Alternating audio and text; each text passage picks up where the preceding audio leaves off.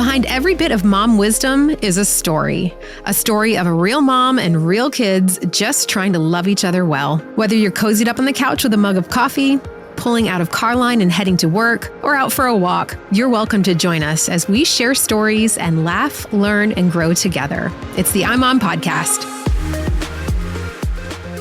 Welcome to the iMom Podcast. I'm Abby with Chloe and Susan and Megan. Happy New Year. And we are just excited to start a brand new year of sharing mom wisdom and friendship and all that good stuff. Mom confusion. That's also, yes, you're right. I said wisdom, but that comes from the confusion too. So as much as we like to be needed as moms, ultimately we are trying to create kids who don't need us as much, or as some people might say, you kind of work yourself out of a job when you're a parent. And so today I want to talk about self-reliant kids and creating a self-reliant child. And one of our writers, one of our staff members, Mary Jo, she shared this story about her son and how, she was sitting in the living room. He was in the kitchen holding this plate with like a couple pieces of like frozen bread on it. And he's like, Mom, how long should I microwave this? And she's like, I looked up at him and I thought, he's almost as tall as me. He is able-bodied, able-minded. He's a sound young man. He should be able to figure this out for himself. But it wasn't the first time he had asked her these microwave kind of questions, like, how long do I microwave pizza? How long do I put this soup in the microwave? Can I microwave my underwear? Yeah, that one. Yeah. And so she said she realized he kept asking these questions because she kept giving him the answers. He didn't have to think of it. Exactly. And she said, finally, her answer to him with the bread was, your guess is as good as mine. Oh. Because, think about it. When we put something in the microwave, for the most part, we're just kind of guessing. That's and so then true. you open it and you check and you're like, oh, it needs longer. Or, oops, now it's molten lava, Yeah. And so she said he kind of like gave a shrug, put the thing in the microwave, punched in the number, and just waited. And I thought, this microwave situation, it's not life or death, but it's a great example of how her son could have thought for himself, experimented, and learned. And she kind of learned along the way too, that maybe this is something I should have started earlier, but great. Now it's a new way for him to be self-reliant. So when we give our kids these small ways to practice self-reliance, we empower them to grow into making these bigger and more important decisions. So that's what I want to talk about today is how we, whether our kids are 5, 10, or 17, how we help them grow in self-reliance. So I guess my question for the group then is, how are we at this? Are you good at this? Are you bad at this? It looks different. It looks different actually for all of us. Mm-hmm. Susan, as the mother of adult children, like how you support or don't support them in their decisions. Megan with, a 3-year-old and a newborn. So what do you guys think? What's your experience with letting your kids kind of fend for themselves?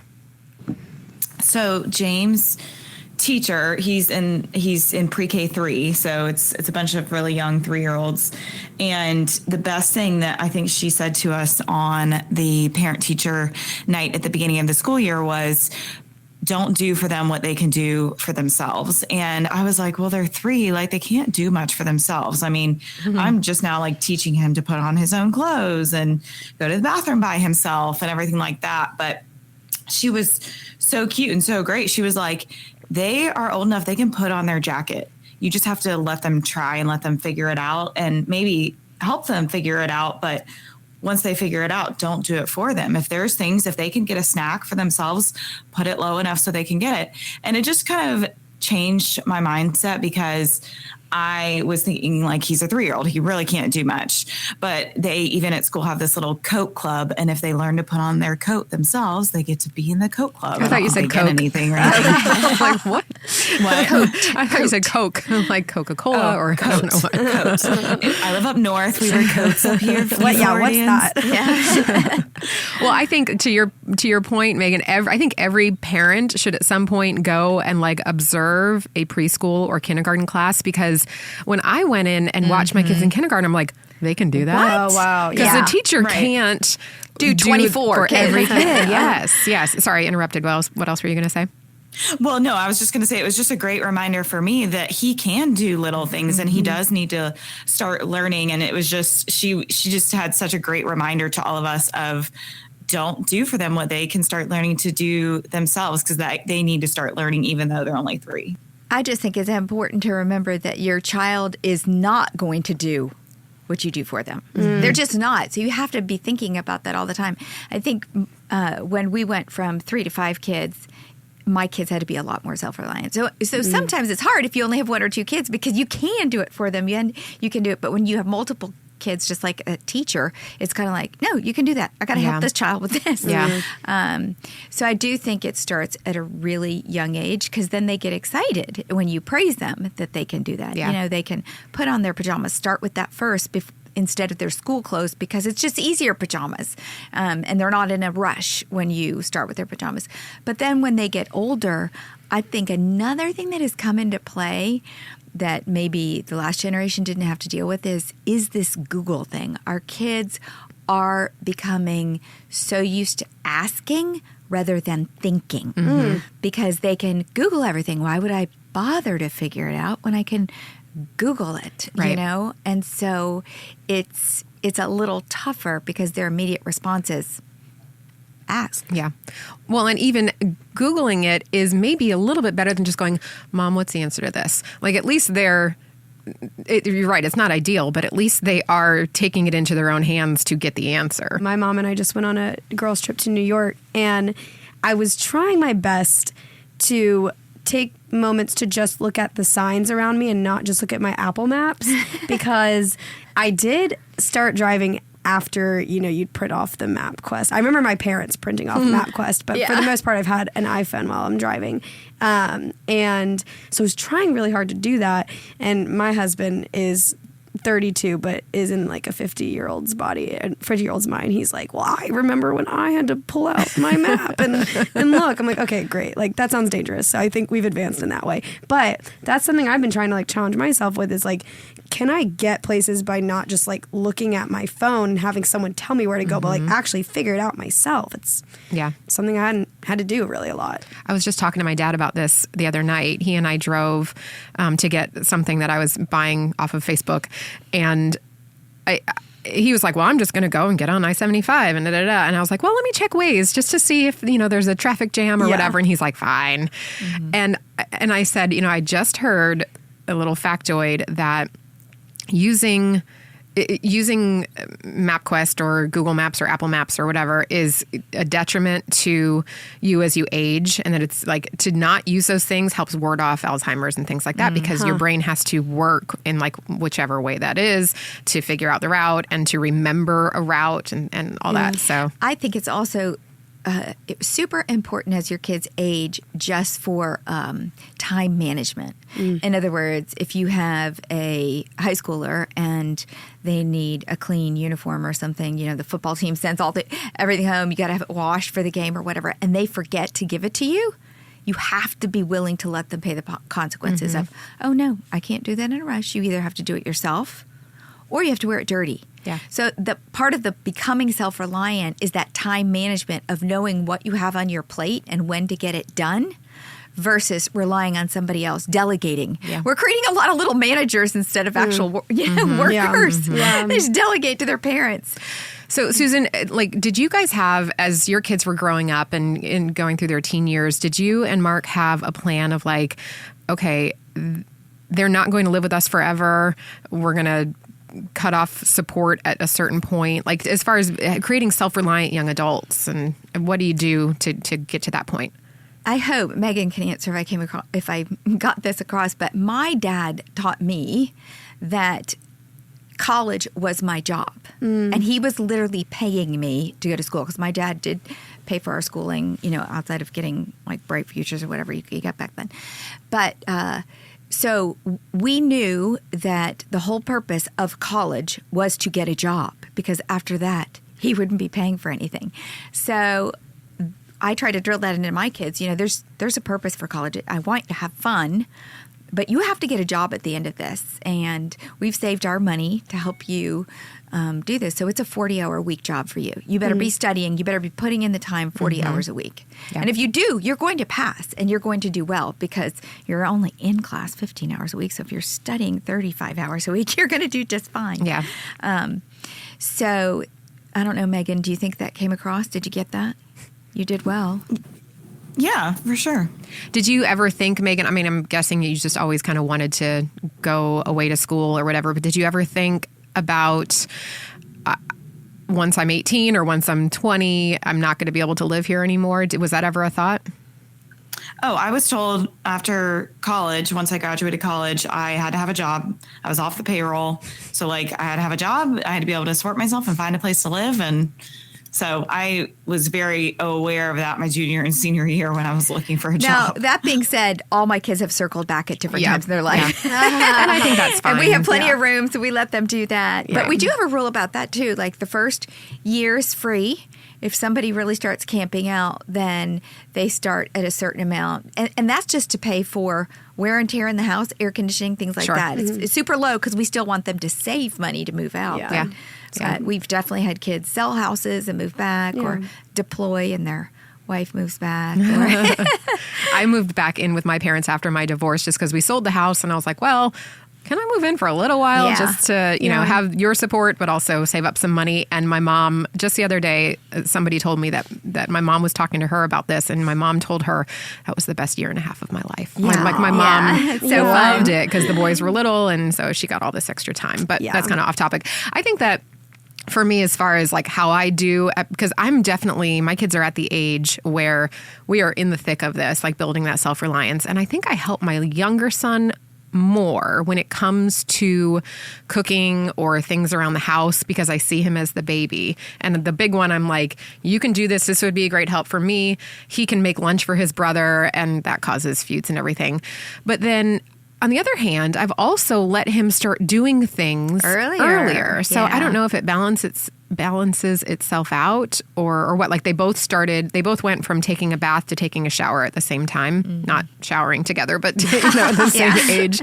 And so now he's in the shower, washing his own hair and doing all that. So I'm hoping that kind of balances all that out. And I will say we do have on iMom, I don't know the URL, but you can put in the show notes, a checklist for what, what to start teaching your child like 14, 15 in preparation for when they go to college. Yeah. Because they're going to have to do their own laundry. They're going to have to be able to find their way around.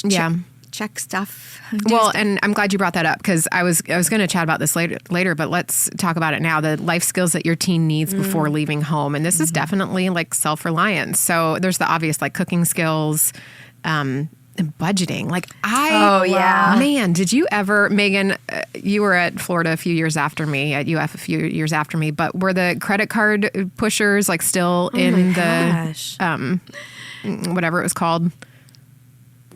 I have no idea what you're talking about. Like people don't want you to sign up for a credit card. Yeah, they wanted you to get a credit card. Yes, you used to get applications all the time. They probably came more to home than to your I don't remember that. Oh my goodness. I remember I'll give you this free T-shirt with a gator on it if you sign up for a credit card. Here's a pack of highlighters. And I'm like, in hindsight, I'm like, what were you thinking, Abby? Gosh. Like, go spend the $2 on the highlighters and save your credit. Yeah. Oh my gosh. Well, and like not even knowing what credit, like how it actually works to pay it off and everything. Yeah. Did you have things, Chloe, like as you were getting ready to leave that your parents were like, oh man, we got to get this in before she goes? Yeah, definitely stuff with my car. My dad just kind of wanted me to know what to look out for, things like that. Budgeting, I really feel very blessed. I have parents who are very wise with their money.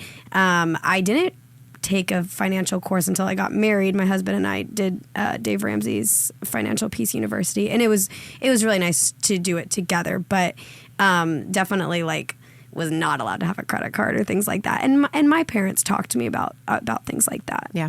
Yeah. Now, we did make our kids get a debit card. Yes, I had early, a debit card too, early. right before they started driving and learn how to use it. Yeah. And what happens if they overdraw it. Right. Yeah. Oh, yeah. That's a good, that big fee cost you $25. Yeah. And everything's in the red. And I know a friend of mine tells the story of not knowing how to do laundry, and he thought fabric softener was detergent. And so washing his clothes in fabric softener, he's like, it smelled good. They were soft, but they were not clean. Yeah. I think the hard thing is moms are so busy. It's so hard to teach our kids stuff. It's just easier to do it ourselves. It's just easy to do it. But I would not do things for my kids like turn their shirts inside out. I said, if you take your shirt off and put it in the dirty laundry inside out, this is when I was still doing their laundry, then you will get it back in your basket inside out.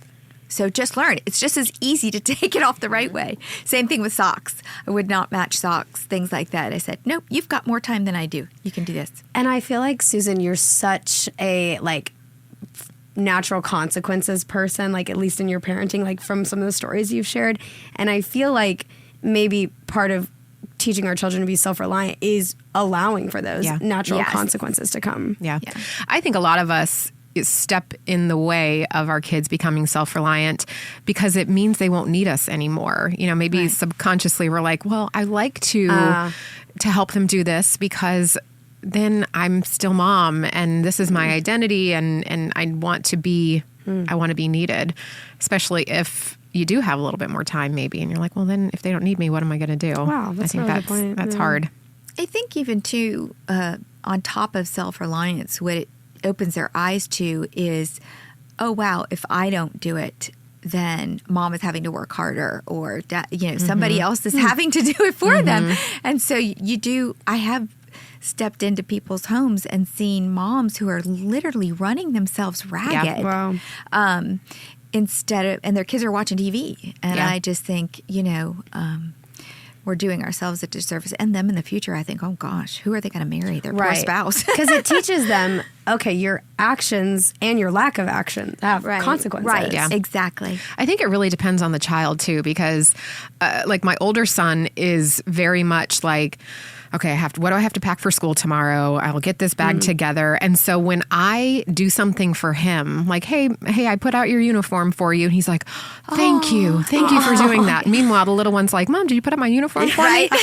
But I mean, he's thoughtful in other ways and all that, but it's like personality. You need to kind of cater the service depending on the child too. So what can a mom do to teach her child to be self-reliant? What are these little things that we can do? One of them, and I think this goes along with how we get in the way, is that we have to be willing to invest time in it because it takes more time. We have to be willing to watch them struggle, which most of us don't want to do because it's frustrating and it's a lot faster if I put the toothpaste on the toothbrush for you. And that's hard. You know, it's hard for us to watch them get frustrated. But I think that when you get to see them have a victory, it makes it all worth it. Yeah. This is so funny because I talked about this very thing with one of my employees yesterday. He's managing more people. And I said, the problem is you've got to level up and take the time to teach other people, because if you just do it yourself, your people never learn it and you never level up to the strategy type stuff. It's the same thing with the mom.